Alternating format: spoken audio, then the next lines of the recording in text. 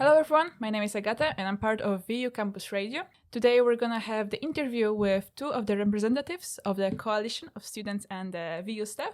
VU for Palestine, I will give you a minute for you to introduce yourself and also your organization.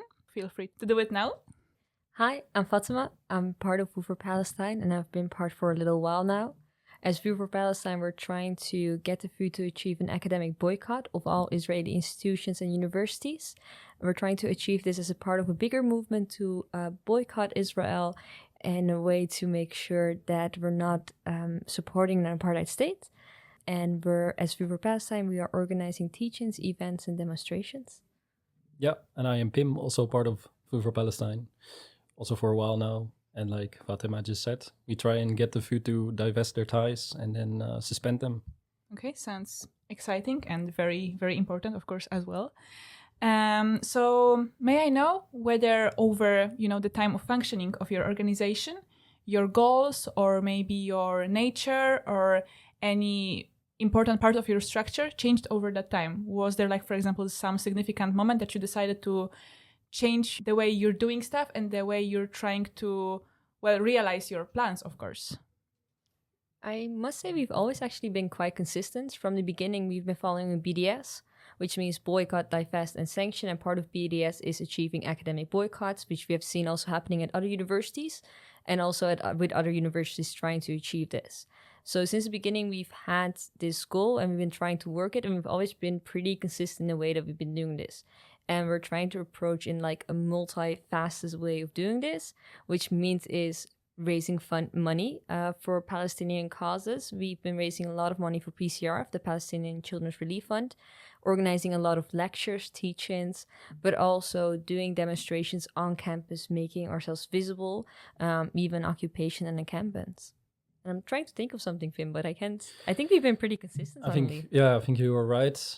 The main, not even a difference, but I think the focus now is two parts. It's getting the VU to divest, and we're doing this faculty-wide. So there's faculty teach-ins and people focusing on their own departments. And then besides that, we as a coalition, we focus on the VU as a whole. Yeah, that's a good point. So we're now trying, strategy-wise, we're trying to focus more on department achievements and getting departments to disclose and divest. Via teach-in series, mostly. Yeah. Mm-hmm. Okay, and how do you plan your actions? For example, do you take inspiration from other organizations throughout the Netherlands that also focus on the same goal? Or maybe you just brainstorm, in the room, come up with different ideas? What's, let's say, the action to, achieve an action? Oh, that's a nice question. I want to say you look at history, how has things been achieved in the past.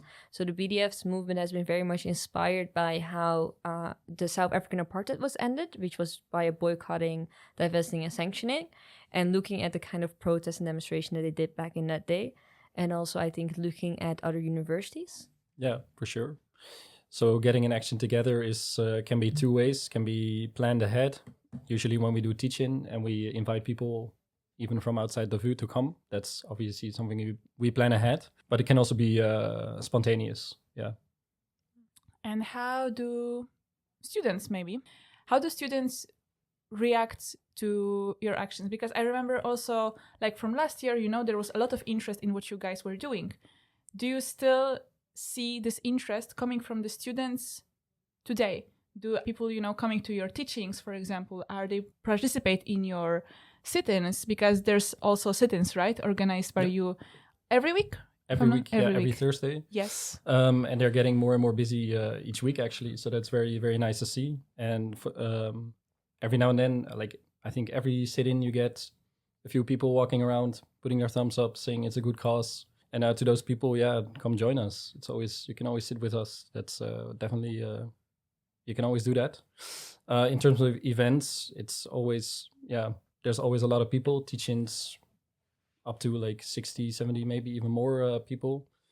And the fundraisers as well. So like Fatima already said, we're working a lot, or we're trying to get the funds together for PCRF, and we're actually achieving the goal quite nicely.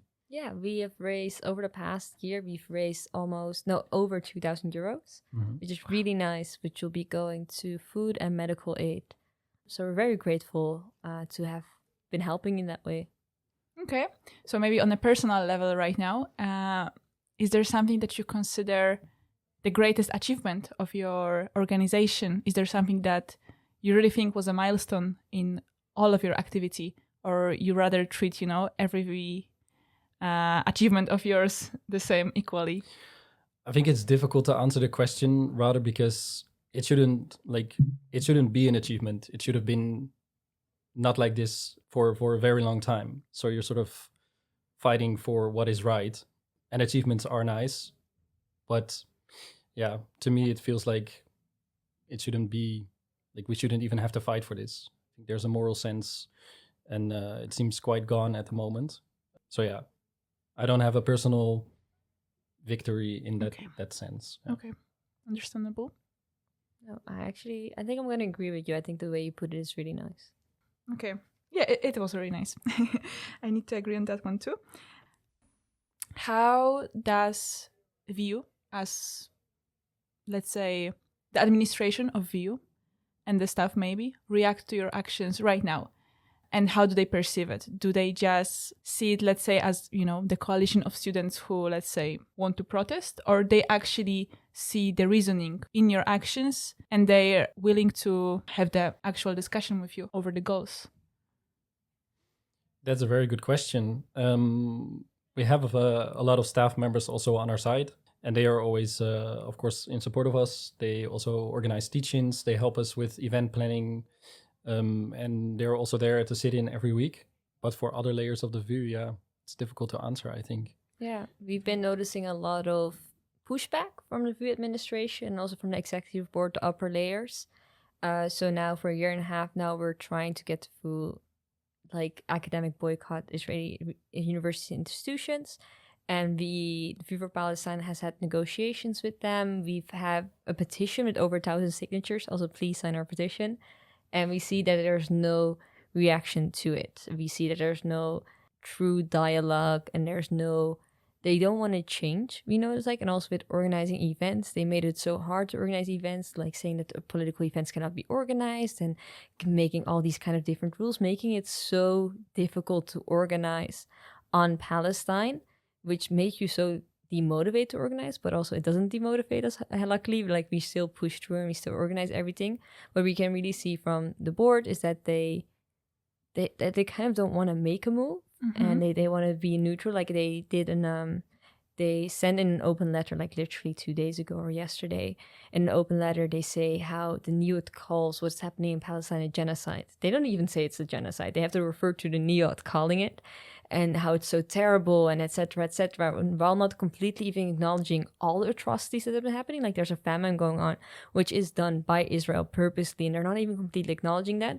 And then to follow it up with, but okay, the university is a place of academic dialogue and free speech. And courage. And courage. Yeah. We should be open for debate.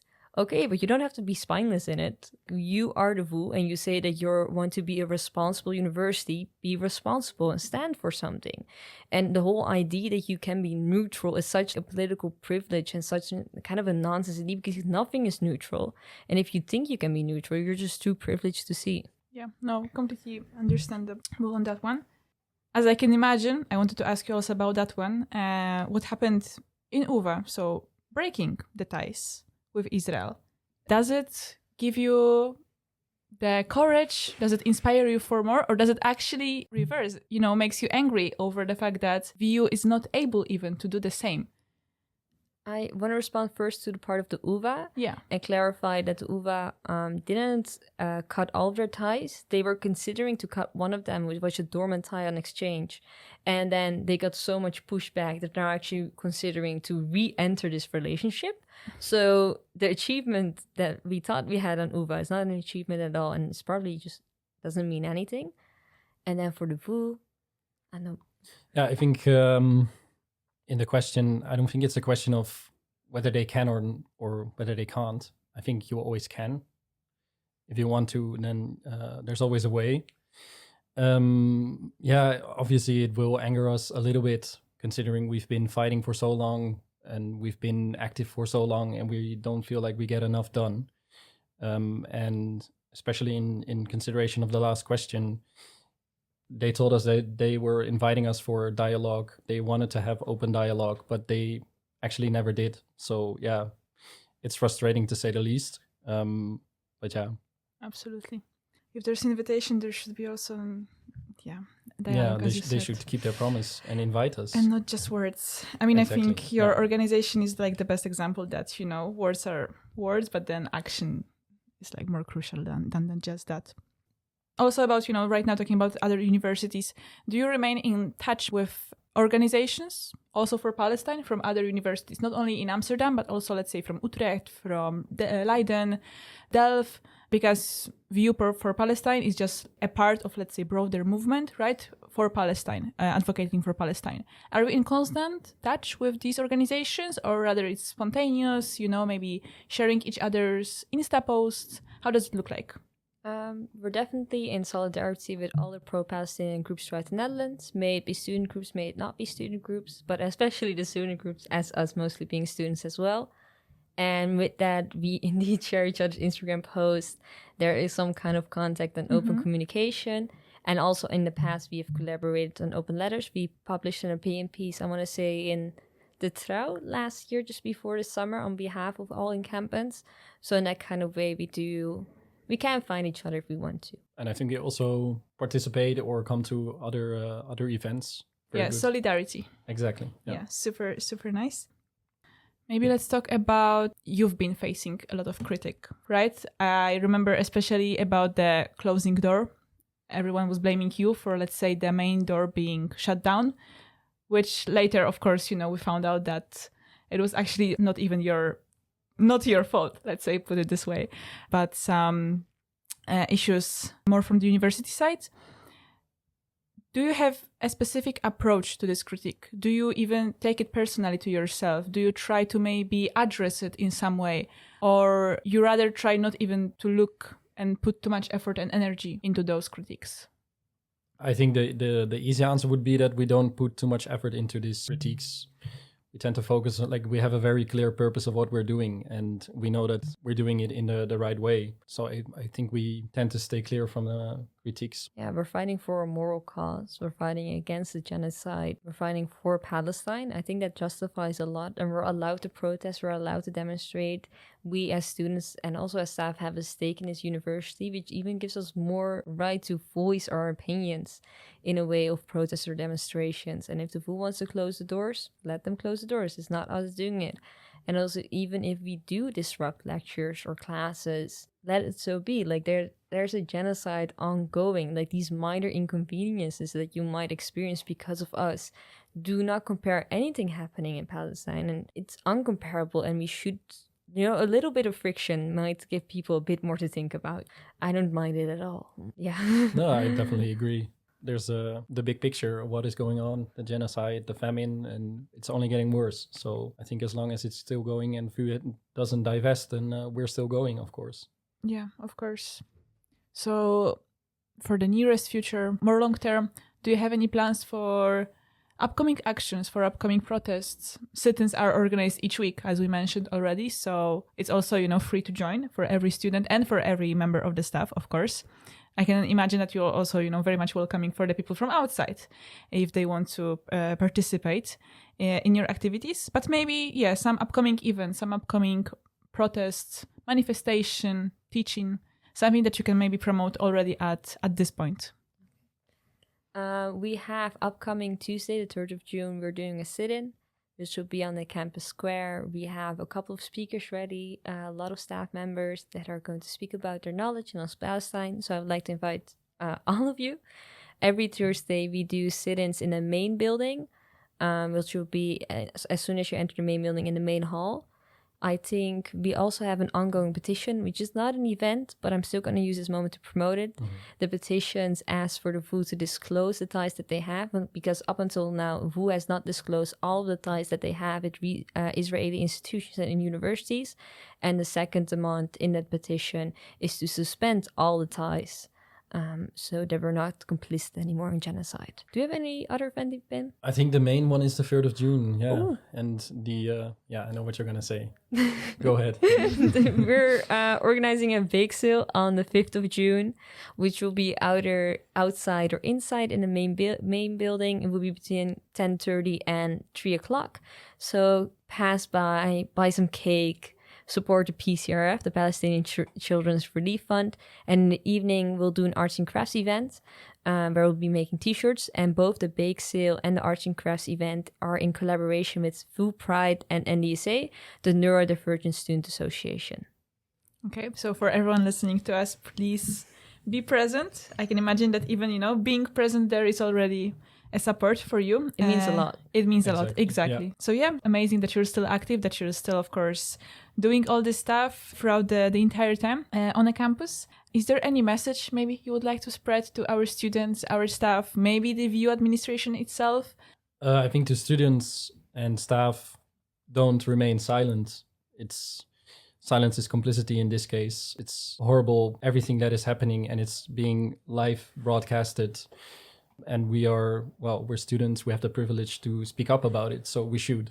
Same goes for staff, of course. And for the VU itself, it feels a bit weird that they still haven't divested or disclosed any of the ties. Makes you wonder, what are you hiding?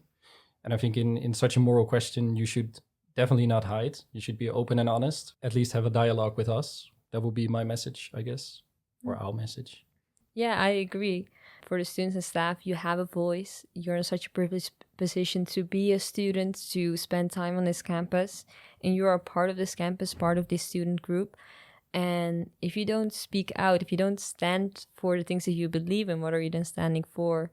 And there's so many ways to speak out. You can speak out at the dinner table. You can speak out in the classroom, on campus, ask for more diverse readings. You can sign a petition. It doesn't mean occupy building. If you want to, reach out. But it doesn't per se mean that, There's so many things that you can do. And also for the board, they can change everything. So they should. You need to. For sure. Yeah, maybe the main message would be realize that at this moment there's no universities in Gaza left. And like Fatima said, we are very privileged and we should speak up. Yeah, so I think thank you. Thank you so much, of course, for this interview, but also for every action of yours. Yeah. Again, to everyone who's listening to us, not